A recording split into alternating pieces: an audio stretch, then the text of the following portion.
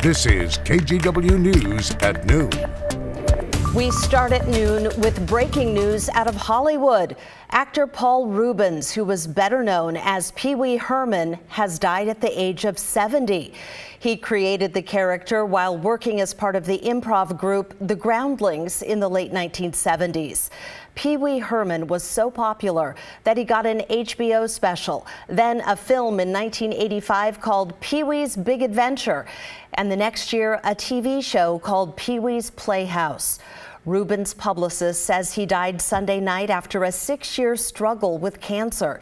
He never made his diagnosis public. We also have breaking news on a murder case in Idaho that got national attention. 30 minutes ago, a judge sentenced Lori Vallo to life in prison without parole for killing her 2 children and conspiring to kill her husband's previous wife. Vallo was found guilty during a trial in May. The case included bizarre claims that her son JJ and daughter Tylee were zombies and that she was a goddess sent to usher in the biblical apocalypse. Victims' families got to make statements today in court. Instead of a good night's sleep, Tammy was brutally executed in her own bed. She was taken from us by murdering thieves.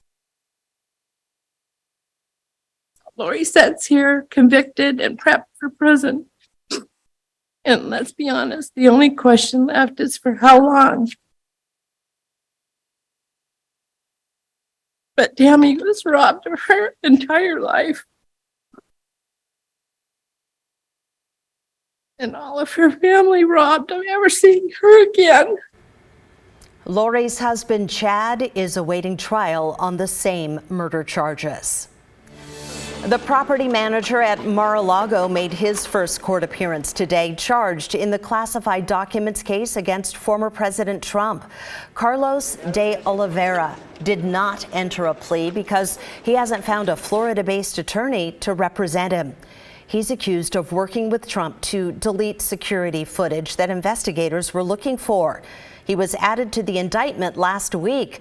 De Oliveira has turned in his passport and signed an agreement to pay $100,000 if he doesn't appear in court. Well, you've probably noticed gas prices are going up. These are the latest numbers from AAA. It's cheaper to fill up in Oregon than Washington, but both states are well above the national average of $3.76 a gallon.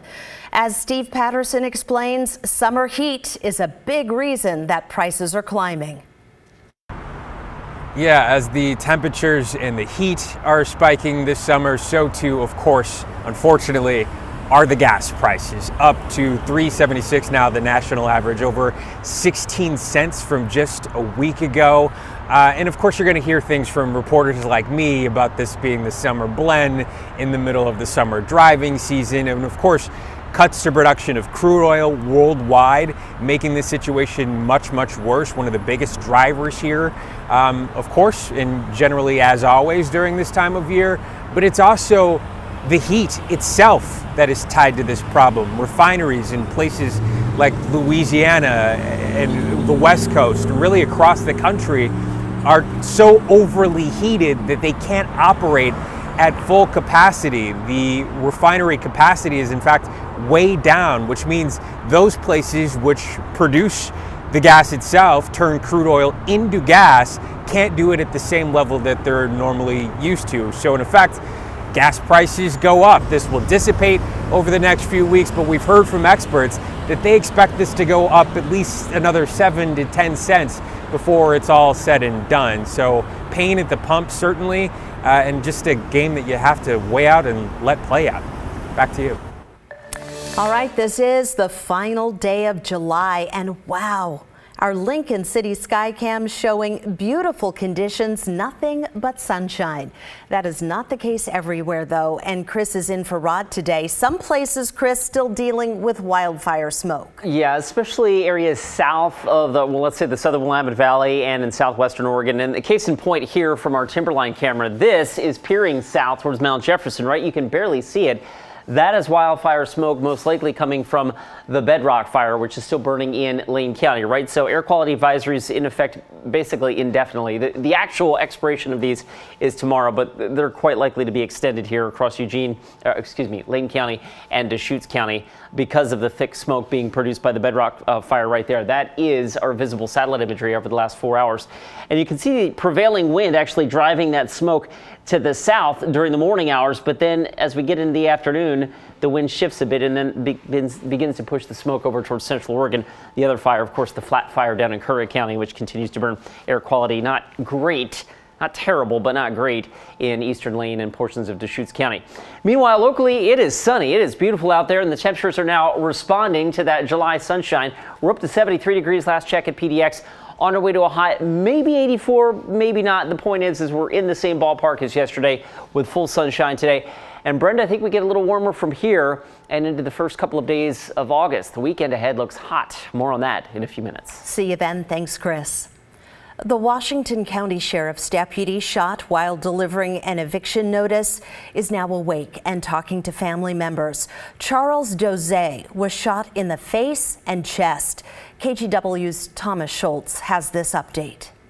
Washington County Sheriff's officials say it may take months or even years to recover. They say Doze is one of the kindest, caring members of the Sheriff's Office, and this shooting has shocked hundreds of law enforcement officers. It's somber because you don't know what's going to happen, or at the very beginning you don't even necessarily know who's involved, right? Charles Doze, a 10-year Washington County deputy, was shot through a door Wednesday morning. He was trying to deliver an eviction notice at the Forest Rim apartment complex in Tualatin. They were ambushed at the door. They knocked on the door and they weren't greeted by a person. They were greeted by gunfire. Doze is a civil deputy who serves legal orders, enforces court orders, and Washington County ordinances. With his return to work now in question, deputies are trying to help his family any way they can. Patrick Altier helped start a GoFundMe for Doze that has already raised more than $50,000. This is going to be a long recovery process, and we're talking, months or years. We don't know what the income impacts are going to be down the road. We don't know any of that. The suspect in the shooting is 34-year-old Christopher James Graves. One deputy returned fire on Graves, but it's not yet known who. After an hours-long standoff, Graves was found dead in the apartment bathroom, shot at least once. It's unknown if it was self-inflicted or if he was shot by a deputy.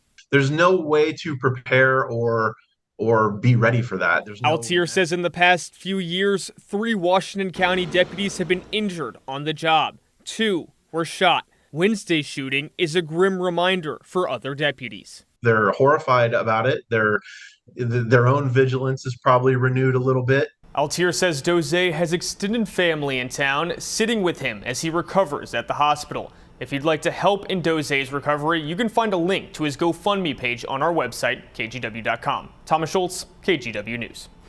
Legacy Health says it's beefing up its entire security system after a security guard was shot and killed at Good Sam just over a week ago.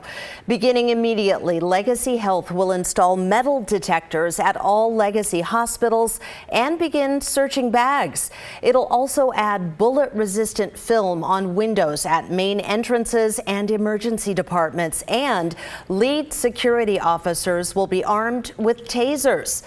Legacy employees have stepped up calls for changes after security guard Bobby Smallwood was killed. I know that it shook us all up.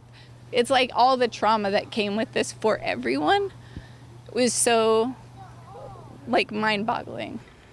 Legacy says it's looking to add even more security in the coming months. That includes improvements at Legacy medical office buildings and community-based clinics. We're hearing from the mother of a man who was tased during an incident outside a Vancouver Walmart.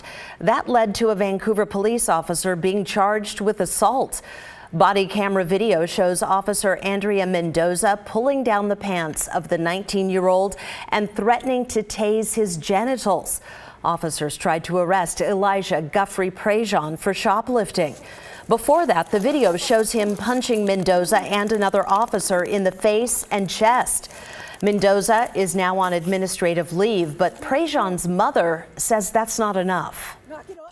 I don't think she should ever be a police officer again. How can you trust her? I don't hate police, but Vancouver police, like I said, I've had them throw me on the ground. I've had them beat me up, you know, years ago, same age as my son. I've been there. Prosecutors dropped the charges against Prejean in this case, but he is in jail this noon on unrelated assault charges. Officer Mendoza's first court appearance is set for early August.